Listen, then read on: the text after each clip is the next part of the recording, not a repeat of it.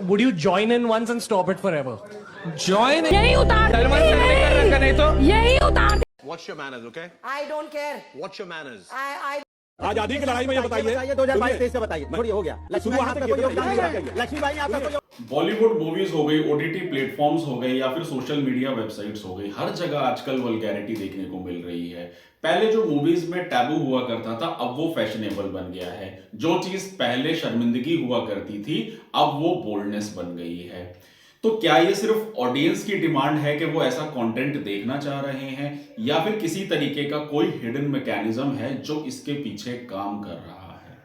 आज की इस वीडियो में ना दरअसल मैं कुछ इसी तरीके की बातों के बारे में जिक्र करना चाहूंगा, और इन्हीं पूरे कॉन्सेप्ट्स को मैं आज सिर्फ फिलॉसफी, साइकोलॉजी और सोशियोलॉजी के तहत कुछ थ्योरीज को कनेक्ट करके यहाँ पे आप लोगों को आज इस वीडियो में मैं ये पूरी की पूरी थ्योरी समझाना चाहूंगा। इस पूरे के पूरे मैकेनिज्म को एक्सप्लेन करना चाहूंगा कि हमारे डिजिटल वर्ल्ड में, यानी कि इस डिजिटल इकोनॉमी में किस तरीके से कौन सा हिडन मैकेनिज्म है जो हमारे ऊपर कंट्रोल कर रहा है, जो हमारे माइंड को कंट्रोल करने जा रहा है। तो वही मैं आज इस वीडियो में बताऊंगा, और यूपीएससी के स्टूडेंट जितने भी मेरे आज इस वीडियो को देख रहे हैं उनके लिए ये टॉपिक सबसे ज्यादा इंपॉर्टेंट होगा, क्योंकि मैं इस वीडियो में जो कॉन्सेप्ट्स, जो थ्योरीज आज बताऊंगा, वो थ्योरी, वो कॉन्सेप्ट्स आपके साइकोलॉजी हुई, सोशियोलॉजी हुई या फिलॉसफी हुई, हर एक में आपके लिए वो इंपॉर्टेंट साबित होगा। तो चलिए वीडियो की शुरुआत करते हैं। पहले पार्ट में मैं स्टार्ट करूंगा फिलॉसफी से, जिसमें मैं बताऊंगा पैनॉप्टिकल इफेक्ट और हिडन कंट्रोल के किस तरीके से सोसाइटी में हमारे ऊपर कंट्रोल किया जा रहा है। तो एक फ्रेंच फिलोसोफर माइकल फिकोल्ट, जिसने ये थ्योरी दी थी, उसने कहा था कि जो पावर होती है सोसाइटी में वो हमें कभी कभार दिखती नहीं है, और हम लोगों को किस तरीके से वो कंट्रोल कर रही है हमें पता भी नहीं चलता है। जैसे आज के डिजिटल मीडिया के टाइम पीरियड में कैसे हमारे दिमाग के साथ खेल के हम लोगों की सोचने की क्षमता को वीक बनाया जा रहा है। इंसान को जितना ज्यादा वीक बनाया जा सकता है दिमाग से, उतना ज्यादा उसके ऊपर कंट्रोल पाया जाता है। इसको एक एग्जांपल के तौर पे समझते हैं। जैसे पहले जमाने के टाइम पीरियड में 90s में जो मूवीज आया करती थी वो फैमिली मूवीज हुआ करती थी, या फिर मैं बात करूं जैसे पहले टाइम पीरियड में हम लोग सोशल मुद्दों पे हम ज्यादा बात किया करते थे। न्यूज चैनल्स में आप लोगों ने देखा होगा कि किस तरीके से खेती बाड़ी हो गई, एनवायरमेंट हो गया, ऐसी चीजों पर डिस्कशन किया जाता था। लेकिन आज के जमाने में अगर आप लोग टेक्निकली देखें, चाहे मैं बात करूं फिर सोशल मीडिया की, बॉलीवुड की, कि वल्गैरिटी लेवल ऑफ उसमें कितना बढ़ गया है, या फिर मैं बात करूं न्यूज चैनल्स की कि उनके ऊपर किस तरीके से हमेशा डिबेट और लड़ाई झगड़ा, या फिर मैं ओटीटी प्लेटफॉर्म्स पर जिसपे बिग बॉस जैसे शोज देखने को मिलते हैं जिसमें लोग गाली गलौज, लड़ना झगड़ना, सिर्फ यही चीजें उसमें देखने को मिलती है।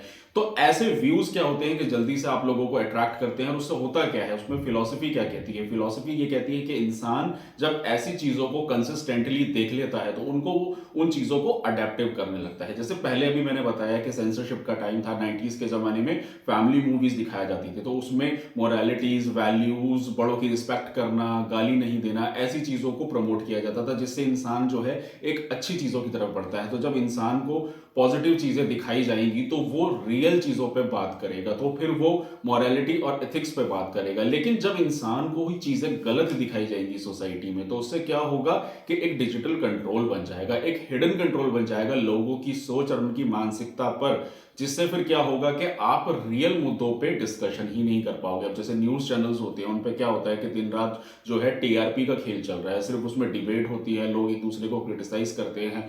क्या न्यूज चैनल का जन्म इसीलिए हुआ था? न्यूज चैनल्स का जन्म हुआ था ताकि वो हमारे देश की बेहतर न्यूज है, जो हमारे समाज के पॉलिटिकल, इकोनॉमिकल, सोशल मुद्दे हैं, उनके ऊपर डिस्कशन किया जा सके। तो फिलॉसफी में कहीं ना कहीं ये चीज कह सकते हैं कि हमारी जो मॉरल वैल्यूज हैं उनको डाइल्यूट किया जा रहा है सोशल मीडिया के जरिए, ताकि लोग जो है रियल मुद्दों पे बात ना कर सके और ऐसी चीजों में लोग हमेशा उलझे हुए रहें।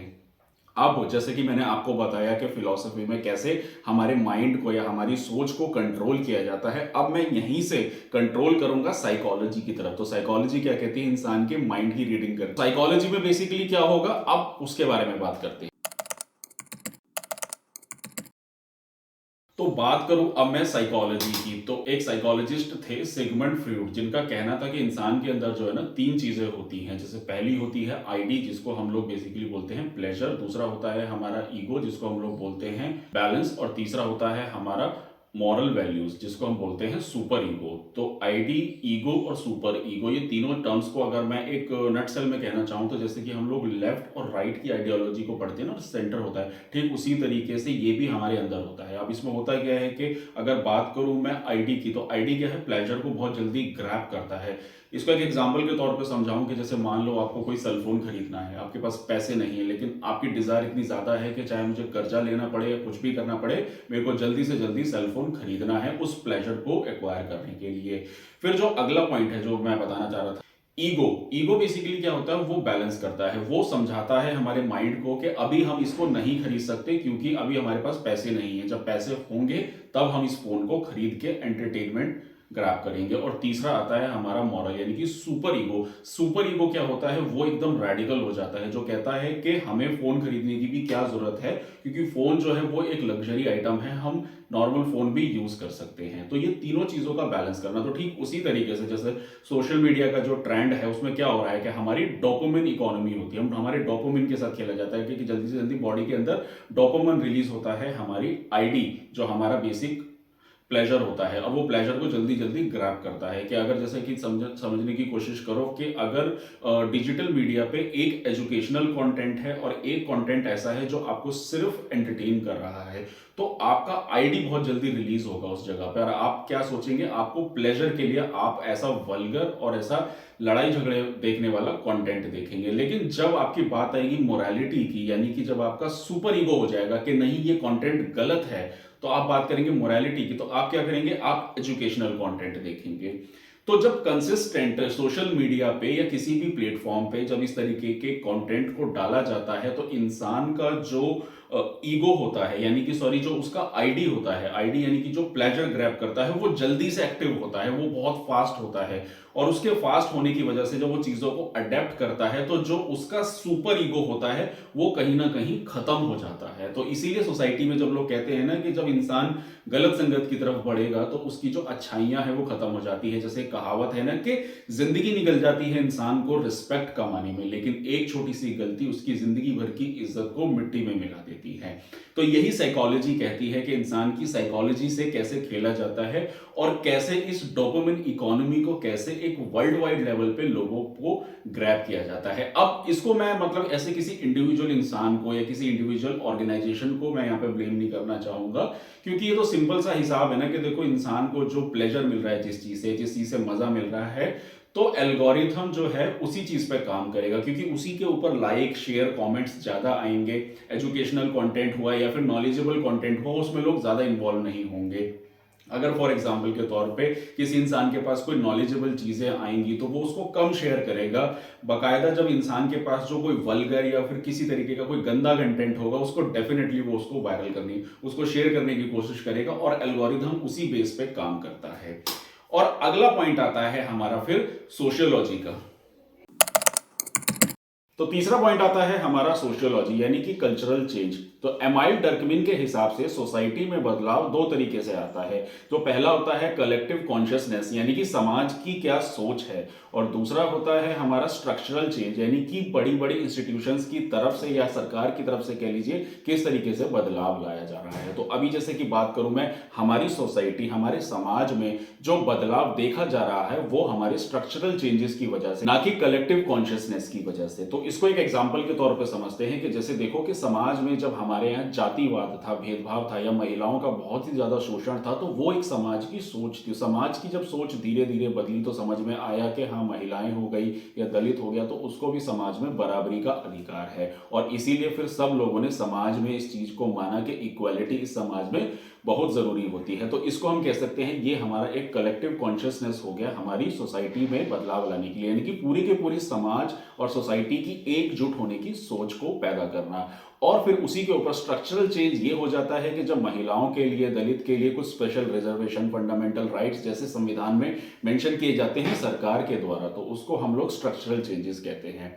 तो अब अगर मैं बात करूं सोशल मीडिया ट्रेंड्स की या इन सारी चीजों के बारे में, तो उसमें बेसिकली क्या हो रहा है कि अगर हम लोग कंसिस्टेंटली इस तरीके के कंटेंट्स को देख रहे हैं या इस तरीके की जितनी भी चीजें मैंने अभी साइकोलॉजी और फिलॉसफी के आधार पे जब मैंने आप लोगों को बताई कि किस तरीके से हमारे माइंड पे कंट्रोल पाया जा रहा है गलत चीजों को दिखा के। तो जब गलत चीजें देखेगा इंसान कंसिस्टेंटली, तो वो एक सोच, वो एक धारणा इंसान की कंसिस्टेंटली वैसी ही बनती चली जाएगी। तो फिर उसमें क्या होगा कि सोसाइटी की जो सोच है फिर उसको हम गलत वे में लेके जाएंगे। जैसे कि मैंने कहा है ना कि अगर मान लीजिए कि पहले टाइम पीरियड में क्या होता था कि जो वल्गर कंटेंट होता था या फिर जो अडल्ट मूवीज होती थी उनको सेंसरशिप से अप्रूवल नहीं मिलता था, उन सीन्स को डिलीट कर दिया जाता था। अब क्या होता है कि ऐसी चीजों को हमें ब्रॉडकास्ट करके सोशल मीडियाज पे या इंस्टाग्राम हर जगह पे हम लोग इजीली उन चीज़ों को एक्सेस कर सकते हैं। तो उससे क्या होगा कि हर इंसान अगर कंसिस्टेंटली उन्हीं चीज़ों को बार बार देखेगा तो हमारी सोसाइटी की जो मॉरल वैल्यूज हैं, यानी कि जैसे कि बात करूं मैं मैरिजेस जैसी चीज़ों की हो गई या इंसान में रिलेशनशिप जैसी वाली जो धारणा होती है वो कहीं ना कहीं खत्म होती चली जाएगी और सोसाइटी में ये चेंज जो है एक नेगेटिव मूवमेंट की तरफ बढ़ेगा, ना कि पॉजिटिव मूवमेंट की तरफ। तो हमारी सोसाइटी को अगर बैलेंस करना है तो कलेक्टिव कॉन्शियसनेस और स्ट्रक्चरल चेंजेस, ये दोनों के बीच में संतुलन यानी कि बैलेंस होना बहुत जरूरी है, तभी हमारी सोसाइटी अच्छे लेवल पे ग्रो कर सकती है। तो मैंने इन 3 पॉइंट्स के बारे में आपको बताया कि किस तरीके से कंटेंट जो है हमारी मीडिया में आज चल रहा है और वो कैसे हमारे ऊपर किस तरीके का कंट्रोल बनाया हुआ है हम लोगों के ऊपर, और उससे क्या आने वाले समय में हमारी सोसाइटी में बदलाव आ सकते हैं। तो अंत में मैं इस वीडियो में ना एक बहुत अच्छी बात कहना चाहूंगा, जो अक्सर मैं कई लोगों के सामने ये बात कहता हूं।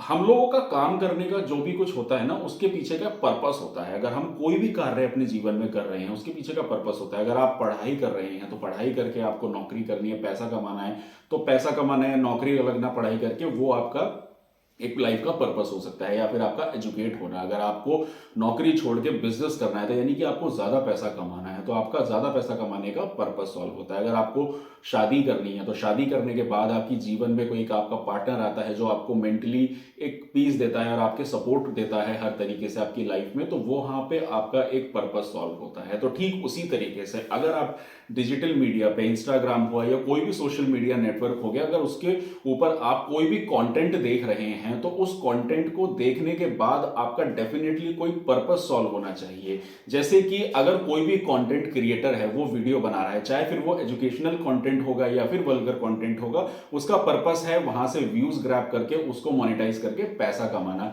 लेकिन जब एक व्यूअर कुछ भी देख रहा है तो उसको देख के क्या उसका पर्पस सॉल्व हो रहा है। अब जैसे मेरी वीडियो को अगर जितने भी यूपीएससी एस्पिरेंट्स हो गए या फिर कोई आम जनता अगर आज मेरी इस वीडियो को देख रही है तो डेफिनेटली उसका नॉलेज ग्रैब करने का पर्पस यहां पे सॉल्व होता है। लेकिन जब आप कोई भी वल्गर कंटेंट देखते हो, चाहे वो लड़ाई झगड़े वाला कंटेंट हुआ, चाहे वो बिग बॉस हुआ, चाहे वो कोई पोर्नोग्राफी हो गई, या फिर जो अभी रिसेंटली चल रहा है हमारा ट्रेंडिंग में इंडिया गॉट टैलेंट जैसे शोज वगैरह में, तो वो सब चीजें देख के आप खुद सोच के देखो कि क्या आपका कोई पर्पस सॉल्व हो रहा है। तो बस मैं यहां पे यही कहना चाहूंगा कि अगर आप सोशल मीडिया के जमाने में आज ये सारी चीजें इस्तेमाल कर रहे हो तो जरूर ये चीज ध्यान में रखें अपने माइंड में कि आप जो भी कंटेंट देख रहे हो, पढ़ रहे हो, सुन रहे हो, उससे आपका पर्पस सॉल्व होना चाहिए। सिर्फ सामने वाले का नहीं, आपका खुद का भी इंडिविजुअल पर्पस सॉल्व होना चाहिए, तभी हम एक बेहतर सोसाइटी का निर्माण कर सकते हैं। तो यही थी मेरी वीडियो जिसमें मैंने आज कुछ इस डिटेल्स के बारे में बताया, जिसमें मैंने साइकोलॉजी, सोशियोलॉजी और फिलॉसफी से रिलेटेड कुछ कॉन्सेप्ट्स बताए जो यूपीएससी स्टूडेंट्स के लिए बहुत ही ज्यादा इंपॉर्टेंट हो सकते हैं। तो वीडियो पसंद आए तो इस वीडियो को जरूर लाइक करें, और अगर सोसाइटी में एक अच्छा बेहतर निर्माण चाहते हैं तो इस वीडियो को मैक्सिमम लोगों तक शेयर करें, ताकि हर इंसान तक ये आवाज जा सके कि जरूरी है कि हमें एक बेहतर सोसाइटी का निर्माण करना है। और दूसरी बात, इस वीडियो में मेरा किसी भी इंडिविजुअल पर्सन या इंस्टीट्यूशन को यहाँ पे टारगेट करने का कोई भी मकसद नहीं है। मैं यहाँ पे सिर्फ कुछ कॉन्सेप्ट्स लेकर आया था जो बताना चाह रहा था कि सोसाइटी में वल्गैरिटी फैल रही है, उसके पीछे का रीजन क्या है। वो रीजन मैंने आप लोगों को बहुत अच्छे से बताया। आई होप वीडियो आप लोगों को पसंद आई होगी। तो आज के लिए इतना ही, मिलते हैं अगली वीडियो में। Thank you very much.